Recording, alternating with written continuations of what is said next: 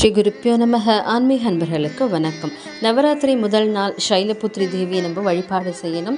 நான் இதிலே நிவேதங்கள் எல்லாமே நான் போட்டிருக்கேன். நான் முக்கியமாக அம்பாளுக்கு பார்த்தீங்கன்னாக்கா லலிதா சகஸ்ரநாமமோ இல்லை திருசதி அர்ச்சனையோ இல்லைனா கட்கமாலா ஸ்லோகம் சொல்கிறது ரொம்ப விசேஷம். அபிராமி அந்தாதி, தேவி மகாத்மியம், இந்த மாதிரி நீங்கள் எந்த ஸ்லோகம் வேணாலும் சொல்லலாம். சொல்லிவிட்டு அந்த நாளுக்குரிய தேவியை நான் போடுறேன். அந்த தேவியோட ஸ்லோகங்களை ஒரு 9 தடவை சொல்கிறது ரொம்ப சிறப்புங்க. முதல் 3 நாட்கள் துர்கா தேவிக்கு உரியது. அடுத்த 3 நாட்கள் மகாலட்சுமி தேவிக்கு. கடைசி 3 நாட்கள் சரஸ்வதி தேவிக்கு. நீங்கள் கட்கமாலா இல்லை சகஸ்ரநாமம் இதெல்லாம் எனக்கு தெரியல அப்படிங்கிறவங்க முதல் 3 நாட்கள் துர்கா தேவியோட அஷ்டோத்திரம் சொல்லு. ரொம்ப எளிமையாக இருக்கும்.